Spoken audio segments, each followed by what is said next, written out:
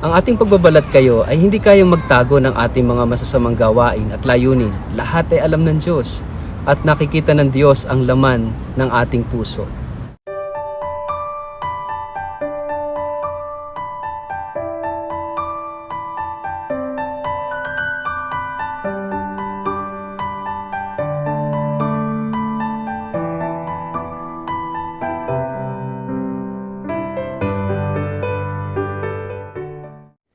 Ang mabuting balita ng Panginoon ayon kay San Lucas.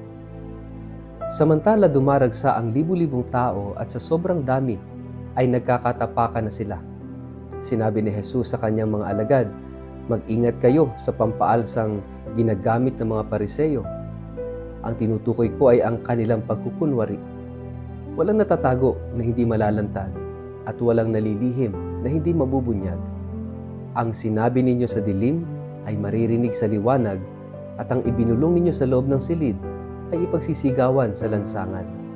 Sinasabi ko sa inyo, mga kaibigan, huwag kayong matakot sa mga taong pumapatay ng katawan at wala nang kayang gawin higit sa rito. Sasabihin ko sa inyo kung sino ang dapat ninyong katakutan. Katakutan ninyo siya na pagkatapos pumatay ay may kapangyarihan ding magtapon sa impyerno. Sinasabi ko sa inyo, ang Diyos ang dapat ninyong katakutan.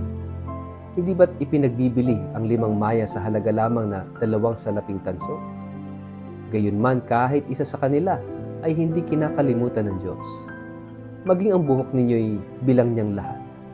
Kaya't huwag kayong matakot. Higit kayong mahalaga kaysa maraming maya." Ang mabuting balita ng Panginoon.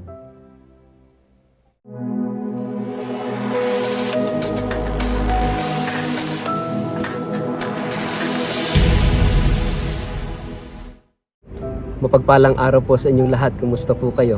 Ang atin pong word of the day ay leaven. Bago po tayo magpalalim sa ating reflection ngayong araw na ito, kayo po'y muli kong inaanyayahan na huwag kakalimutan na mag-like, mag-follow at subscribe sa ating page na Word of the Day at Father Richard Lagos.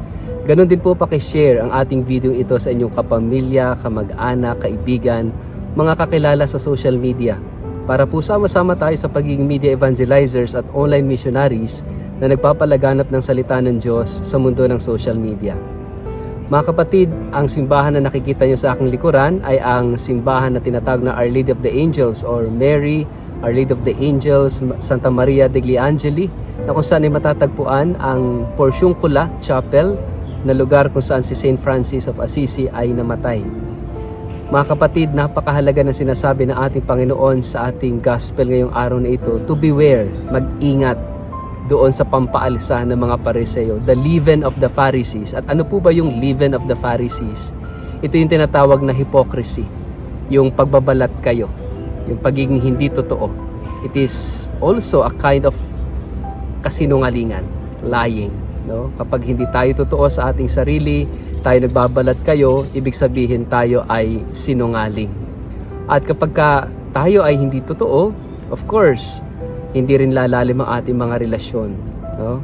Kaya napakahalaga that we take away all kinds of hypocrisy sa buhay natin. Alisin yung kasinungalingan sa ating sarili. Kasi sino ba yung ating niloloko kapag tayo ay nagsisinungaling sa ating sarili? Of course, ang atin ding sarili. Kaya ito yung sinasabi ng ating Panginoon Jesus. Tayo bilang mga tagasunod niya, tayo bilang mga disipulo niya, tayo bilang mga Kristiyano, ibang tayo mahalaga maging totoo. Dahil yung itinuturo sa atin ng ating Panginoon ay pagmamahal, di po ba? At ang pagmamahal ay magiging pagmamahal lamang kung ito ay totoo. Yung truth and love. Napakahalaga po noon ho. Let's do the math once again. No? Kapag yung love, inalis natin yung truth. No? Yung love minus truth, ano ang magiging resulta nito? No? Ito ay hypocrisy. Kasi hindi natin pwedeng mahalin ang isang tao kung hindi naman totoo yung ating pagmamahal. That's fake. Hindi yun totoo. Ginagamit lang natin yung tao, hindi minamahal. No? Kaya napakahalaga, no? Dahil sentro sa ating pananampalataya yung pag-ibig sa Diyos at pag-ibig sa kapwa, it must be characterized by truth. Yung totoong pagmamahal. Pero ganun din sa ating paninindigan sa katotohanan, napakahalaga that we also put love, no, in the truth. Kasi Kapag inalis natin yung pagmamahal sa katotohanan, ang resulta, magiging rigid tayo. Ang resulta, magiging malupit tayo sa ating kapwa. No? Ito yung rigidity, ito yung cruelty. No? Magiging malupit tayo sa kapwa natin. At minsan, ginagamit natin yung katotohanan sa pagiging malupit o sa paninira ng ating kapwa, which is against love. Kaya napakahalaga mga kapatid that we have this truth and love. No? Kasi ang mga Pariseo, why Jesus was criticizing itong mga Pharisees is because doon sa kanilang paninindigan sa totoo, nawawalan sila ng pagmamahal. And actually, sa totoo lang, hindi naman talaga katotohanan, no? Yung kanilang itinuturo, kundi it's a distorted truth. Dahil totoo yung galing sa banal na kasulatan, pero yung buhay nila ay taliwas sa kanilang mga itinuturo. Para sa ating mga Kristiyano, sa ating mga Katoliko, napakahalaga that we both uphold sa katotohanan at sa pagmamahal.